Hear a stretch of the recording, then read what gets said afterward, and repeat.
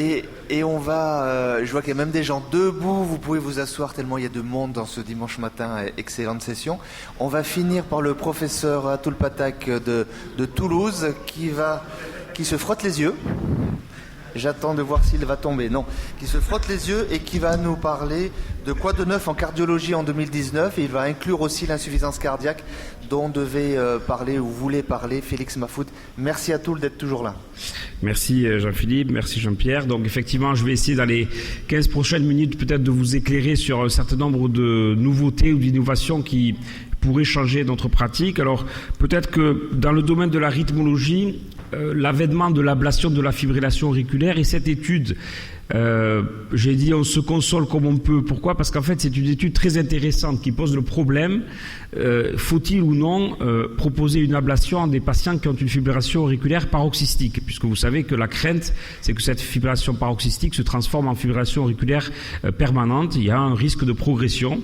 Et donc dans cette petite étude, vous voyez 255 patients inclus, on a proposé à ces gens qui avaient une fibrillation auriculaire paroxystique, qu'elle soit symptomatique ou non, qui avaient un haut risque d'évolution sur la base de données échographiques ou cliniques, de voir s'il y avait un avantage à proposer cette ablation par rapport à un traitement antiarythmique classique, l'ablation étant l'isolation classique des veines pulmonaires par rapport au traitement médical. Et les patients ont été suivis ensuite pendant 3 ans pour voir si ceux qui avaient eu une ablation étaient ceux qui étaient protégés de l'installation d'une fibrillation auriculaire permanente.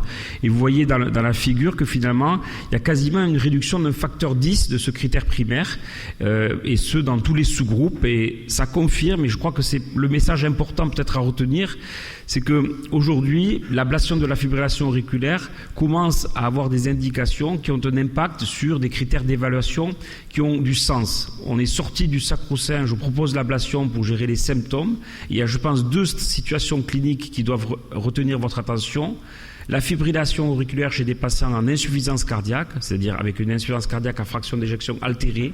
Parfois et souvent, l'ablation de la fibrillation auriculaire peut soit proposer un remodelage inverse, vous récupérez en termes de contractilité myocardique, surtout si il y a une part importante dans cette cardiopathie dilatée qui est imputable à l'existence ou à la préexistence d'une arythmie auriculaire, et peut-être proposer ce type d'approche chez des gens qui ont une fibrillation auriculaire paroxystique. Pourquoi c'est important ? Parce qu'en fait, on parlait des objets connectés tout au long du congrès, et avec les objets connectés, vous pouvez faire du dépistage de fibrillation auriculaire paroxystique. Et peut-être que ce qu'il y a derrière cette étude, c'est qu'un patient qui vous rapporte qu'il a une fibrillation auriculaire paroxystique et qu'il a des facteurs de risque, puisqu'encore il faut enrichir le risque de développer une fibrillation permanente, pourrait être un candidat à ce type d'intervention. Deuxièmement, je crois vraiment il y a eu cette année un grand nombre de publications dans le domaine de l'insuffisance cardiaque. Je vous avais cité, vous vous rappelez l'an dernier, l'étude Paragon. L'étude Paragon, c'est une étude qui s'intéresse à une forme d'insuffisance cardiaque particulière dont on a parfois parlé à ce congrès, qui est l'insuffisance cardiaque à fraction d'éjection préservée. Ce sont des patients qui présentent des signes cliniques caricaturaux d'insuffisance cardiaque, dyspnée, tachycardie, œdème, mais chez lesquels, lorsque vous faites une échographie cardiaque, la fraction d'éjection n'est pas altérée, l'altération étant définie selon les recommandations, selon les études, par un niveau de fraction d'éjection inférieur à 45 ou 40%. Et donc, vous savez tous que le sacubitril/valsartan, l'Entresto, a montré dans l'étude Paradigm que lorsqu'il était proposé à des insuffisants cardiaques à fraction d'éjection altérée, en plus du traitement standard, réduisait de façon très significative la morbidité mais aussi la mortalité, qu'elle soit cardiovasculaire ou totale, avec même un signal très fort sur la réduction des hospitalisations pour insuffisance cardiaque. Et donc, les industriels et les investigateurs se sont dit, mais si ça marche dans l'insuffisance cardiaque à fraction d'éjection altérée, peut-être que ça marchera dans l'insuffisance cardiaque à fraction d'éjection préservée, puisque à ce jour, il n'y a aucun traitement spécifique qui ait fait la preuve de son efficacité dans la prise en charge de l'insuffisance cardiaque à fraction d'éjection préservée. Donc 4800 patients ont été inclus dans cet essai randomisé qui répond aux standards classiques de la méthodologie exigée, étude en double aveugle, avec 2 bras, un comparateur actif qui était le traitement standard, et un bras dans lequel, en plus du traitement standard, on rajoutait l'Entresto, sacubitril, valsartan. C'était des patients, comme vous avez l'habitude de voir, ils avaient des symptômes d'insuffisance cardiaque, une fraction d'éjection normale et une augmentation des peptides natriurétiques, qui est une façon, toujours, on fait souvent ça dans les essais cliniques, d'enrichir le risque des patients, et le suivi était de 34 mois. Les résultats ont déçu la communauté, puisque vous le voyez, alors que ce médicament est révolutionnaire dans l'insuffisance cardiaque à fraction d'éjection altérée. Sur le critère primaire composite, il n'y a pas de différence, en tout cas significative. Bon, les optimistes disent qu'il y a une réduction de 13%, les pessimistes disent que ce n'est pas statistiquement significatif, et c'est comme ça qu'il faut répondre à la question. Quand on vous présente un essai de supériorité, il est supérieur ou il n'est pas supérieur. Donc la réponse à la question, est-ce que l'étude Paragon est une étude positive ou une étude négative? La réponse est une étude négative qui n'a pas été en capacité de démontrer que ce médicament a sa place dans l'arsenal thérapeutique des sujets insuffisants cardiaques à fraction d'éjection préservée. Alors, si vous allez sur Internet ou vous lisez les articles, tout le monde a essayé de tordre les résultats pour rendre cette étude positive, et notamment en regardant les sous-groupes. On a vu effectivement que les femmes semblaient retirer un bénéfice de ce traitement lorsqu'on les comparait aux hommes, que les sujets peut-être les plus altérés dans la fraction d'éjection normale étaient ceux qui retiraient un bénéfice. Mais vous savez, l'analyse secondaire de critères, même s'ils ont été prédéfinis, ne modifie pas la donne. Cette étude est une étude négative. Par contre, espoir, puisque dans la même session a été explorée l'efficacité d'un médicament dont on a parlé, un inhibiteur de SGLT2. C'est des médicaments que vous reconnaîtrez par le suffixe glyphosine, empagliflozine, canafiglozine et ici dapagliflozine. Et en fait, on a proposé, sur la base d'observations faites dans des essais de diabétologie.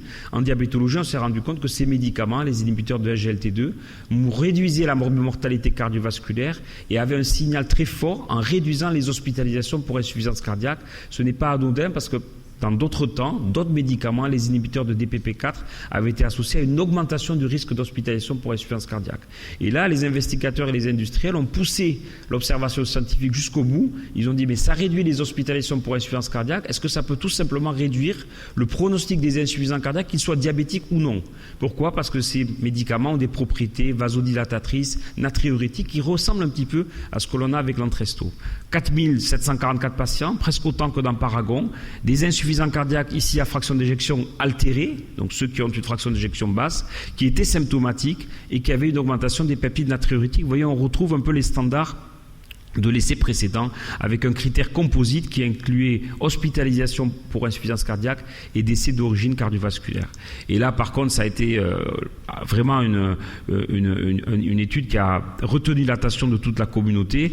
Il y a eu pendant 10 secondes un silence. Après des applaudissements, c'était super, ils ont arrêté l'orateur. Ça a été un moment très fort parce qu'on a pu montrer que dans cette pathologie, qui reste une pathologie dont le pronostic est assez sévère, que lorsqu'on rajoutait de dapagliflozine, vous le voyez ici, on réduisait de presque 30% les décès d'origine cardiovasculaire, de quasiment 17% les décès toutes causes, donc la mortalité totale, la mortalité cardiovasculaire, de façon significative. Je vous l'ai mis en petit, le NNT, il faut traiter 20 patients durant la durée de l'essai pour éviter un événement. L'événement étant mortalité cardiovasculaire. C'est plus fort que ce qu'on a fait avec n'importe quel essai dans le domaine cardiovasculaire, que ce soit les IEC, par exemple le ramipril dans les CEOP ou les statines, même à l'époque où ils ont été proposés contre placebo chez des gens coronariens qui avaient une hypercholestérolémie.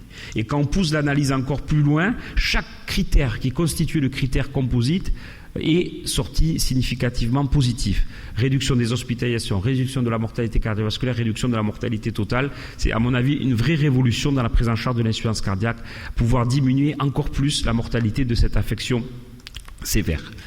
Et puis, troisième étude à l'insuffisance cardiaque, là c'est plutôt l'insuffisance cardiaque aiguë. Vous savez que quand on hospitalise des patients qui sont en décompensation cardiaque et qui sont très symptomatiques, c'est à 3-4 de la classification NYHA, on les inonde de vasodilatateurs, c'est le sacro-saint traitement par diurétique et dérivés nitrés pour réduire la précharge et la post-charge. Et cette étude dite galactique montre qu'une vasodilatation intensive, précoce par dérivés nitrés, ce qu'on fait tous aux soins intensifs de cardiologie, n'améliore pas la mortalité. Donc il n'y a peut-être pas d'intérêt à bourrer ces patients de vasodilatateurs, notamment de type nitré, pour réduire l'incidence des événements.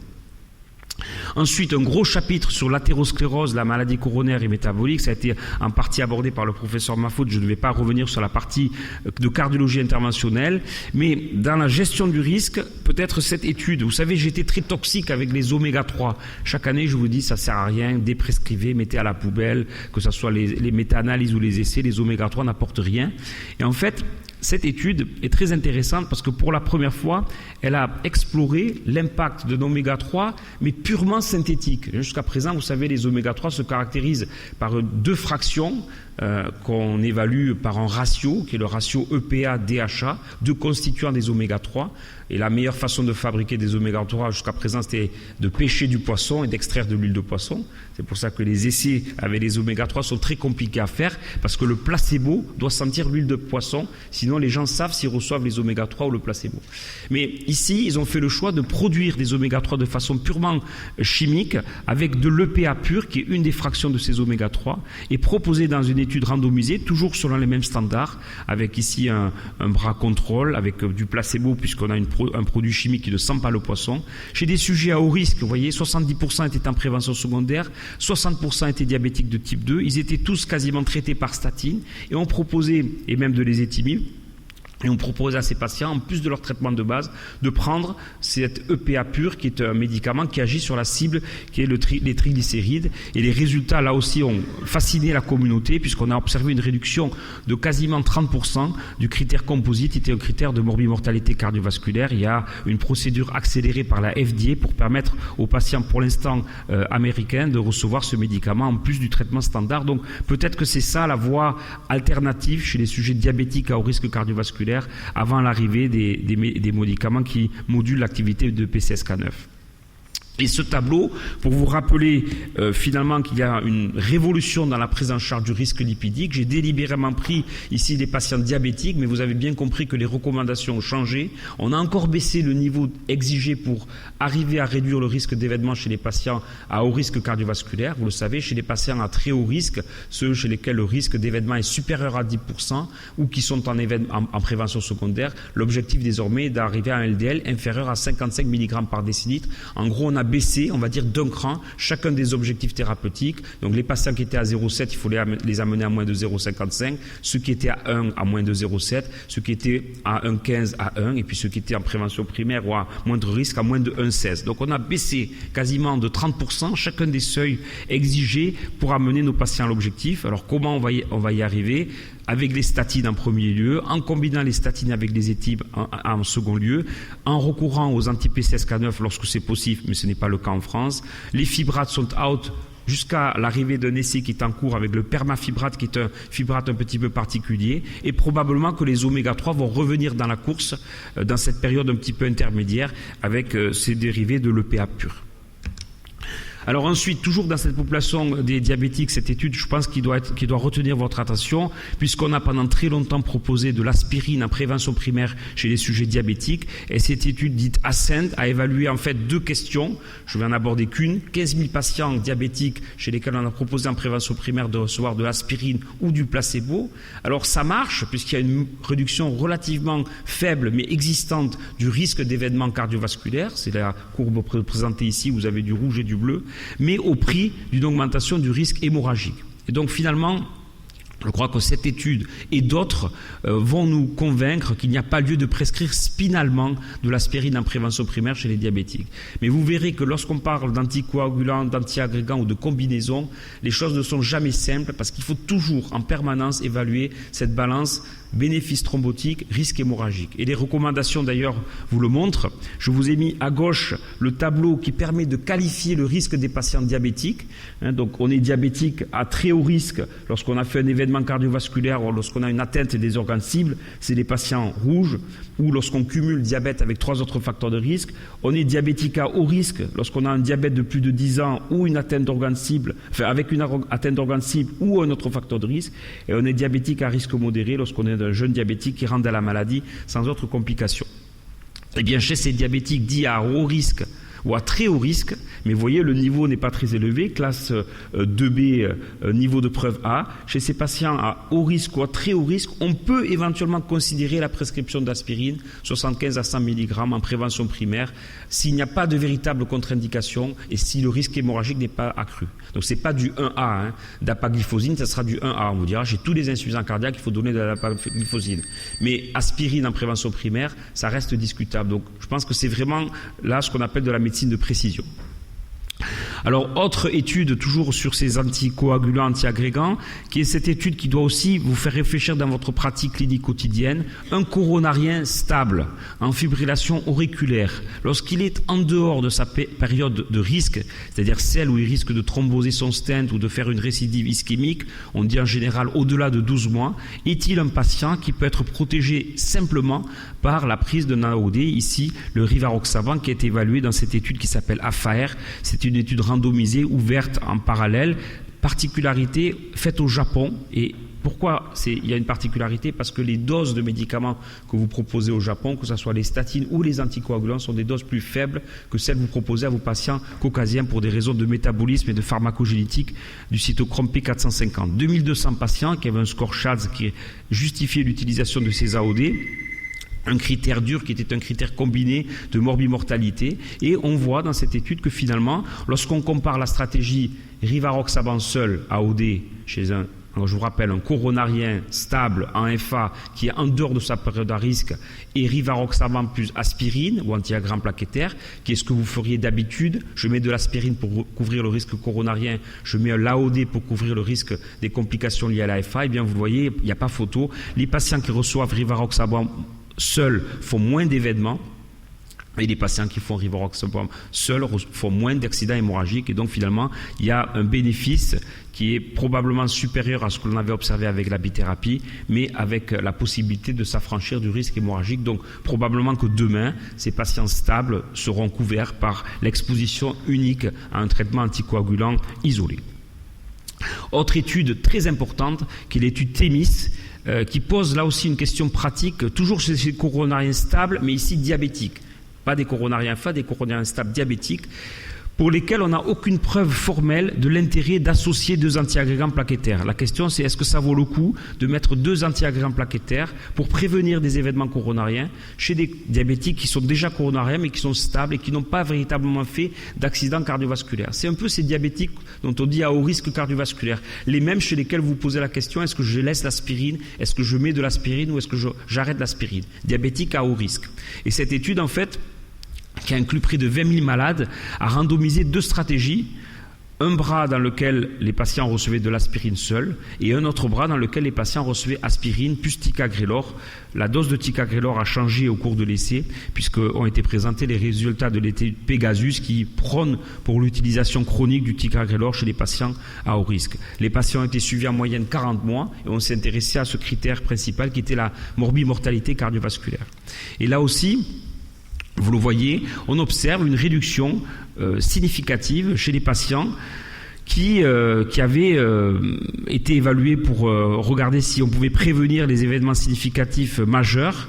Mais, encore une fois, si vous associez deux antiagrammes plaquettaires, eh bien, vous gagnez le match quelque part, mais au prix d'une augmentation du risque hémorragique. Donc, je crois que c'est vraiment ça le message clinique fort probablement des 3-4 dernières journées, c'est que faire plus, c'est bien, mais il y a un risque et donc il faut arriver à apprendre chez qui on veut proposer plus. Parce que faire plus, ça va se faire au détriment d'une augmentation du risque hémorragique, mais avec le gain d'une prévention du risque ischémique dans la plupart des cas, à la différence uniquement de l'étude ISA-REACT qu'on vous a présentée tout à l'heure. Mais de manière générale, il va falloir, à chaque fois que vous posez la question de prescrire un AOD ou un antigramme plaquettaire, réfléchir à cette balance bénéfice-risque et développer des stratégies pour proposer le traitement le plus adéquat. Et puis chez les patients qui avaient, eux, bénéficié d'une revascularisation, ce bénéfice clinique de la double antiagrégation plaquettaire au long cours associant aspirine, ticagrelor était amplifié, et ça paraît normal puisque vous amplifiez le risque, vous amplifiez le bénéfice de cette double protection. Enfin, dernière révolution, je crois que c'est celle du diabète, on en a beaucoup parlé durant ces 3 dernières journées.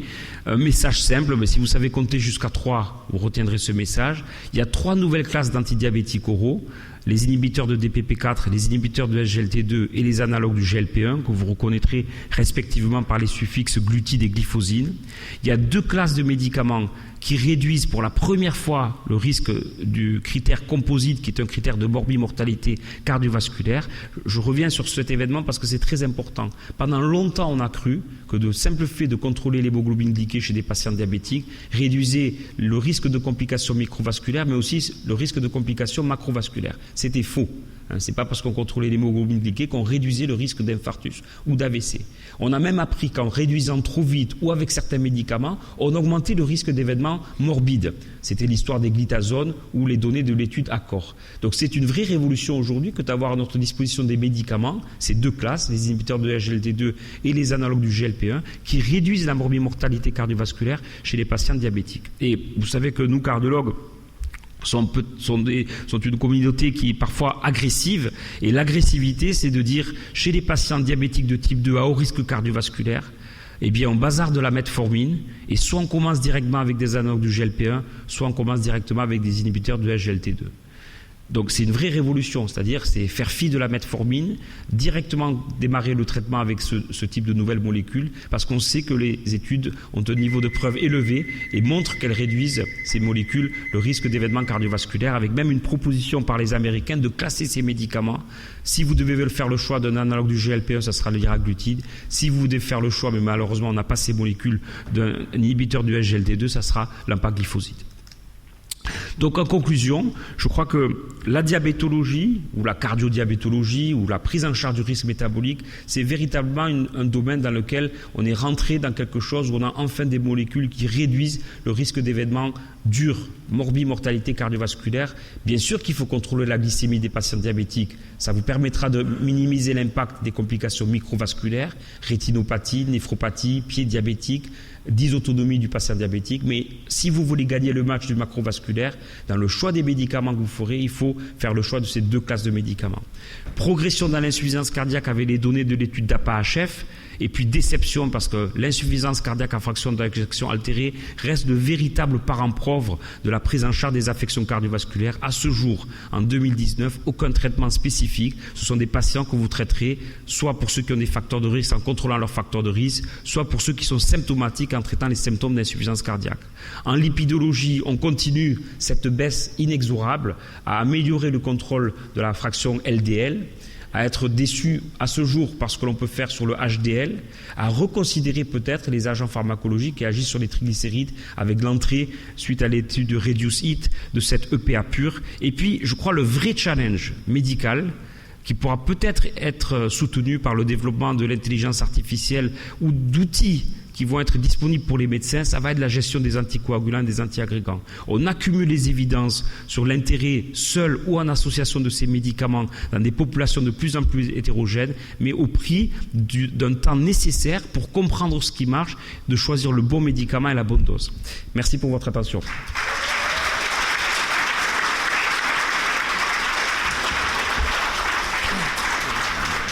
Bien, merci Atul. Alors, il y a beaucoup de questions, donc on va commencer par celui qui a le micro au fond.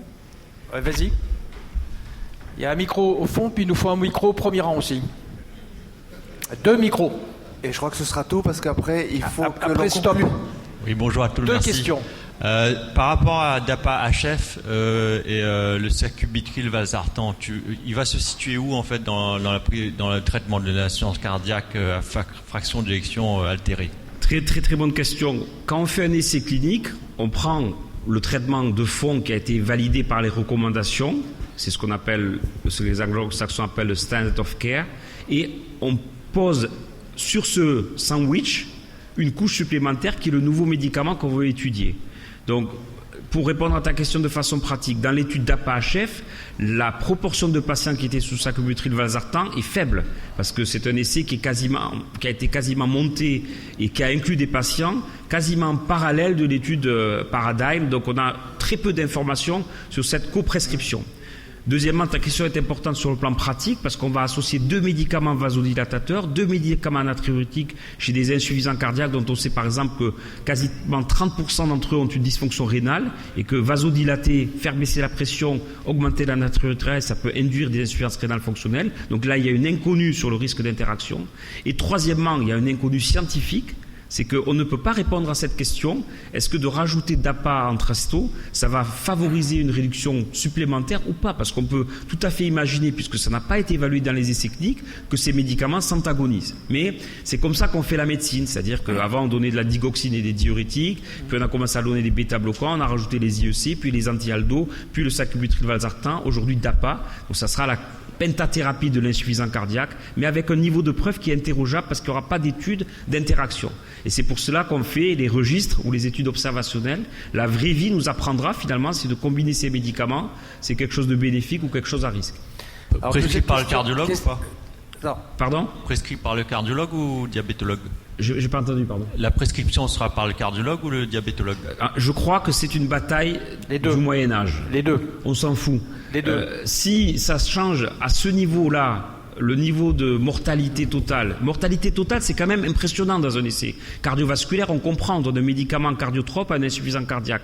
On s'attend que ça réduise les hospitalisations ou éventuellement la morbidité ou la mortalité cardiovasculaire. Mais mortalité totale. Dans le total, il y a tout. Il y a fracture de hanche, il y a embolie pulmonaire, il y a cancer. Pourquoi un médicament comme la DAPA réduit la mortalité totale? Donc je crois que quand on a un médicament qui réduit la mortalité totale, ce n'est plus un problème de cardiologue, c'est un problème de médecin.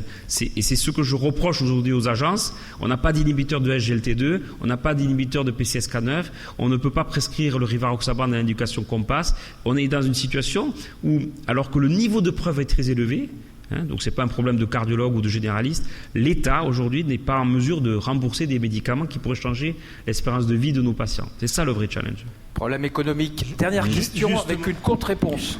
Vas-y. Micro. Ici, viens ici. Tiens. Justement, concernant la mortalité totale, on dit souvent que dans l'insuffisance cardiaque à fraction d'éjection préservée, les patients ne meurent pas comme de cœur essentiellement. Et l'étude de Paragon, est-ce que c'était bien de prendre comme critère mortalité cardiaque ou bien est-ce qu'il aurait fallu prendre mortalité globale? Je vais répondre à ta question. Oui, probablement que le critère n'était pas le bon, mais je crois que l'insuffisance cardiaque à fraction d'éjection préservée, ce n'est pas une maladie. Parce que c'est une sorte de pot pourri dans lequel on met des malades très différents. Tu peux être obèse, diabétique, métabolique, avoir une fraction d'éjection préservée et faire une insuffisance cardiaque. Tu peux avoir un syndrome cardio-rénal et être un insuffisant cardiaque à fraction d'éjection préservée. Tu peux être une vieille mamie avec de l'HTA systolique isolé qui développe de l'insuffisance cardiaque à fraction d'éjection préservée. Donc on a défini une maladie uniquement en associant des symptômes et une donnée échographique. Je crois que c'est faux. Et la littérature nous montre que probablement on mélange des patients qui sont trop différents. Un peu comme on a fait à l'époque avec le syndrome métabolique. C'est-à-dire qu'on a créé quelque chose d'artificiel. Donc je crois qu'il faut recreuser la physiopathologie et le phénotypage de ces malades et proposer peut-être des traitements plus adaptés en fonction du profil. Merci à tous.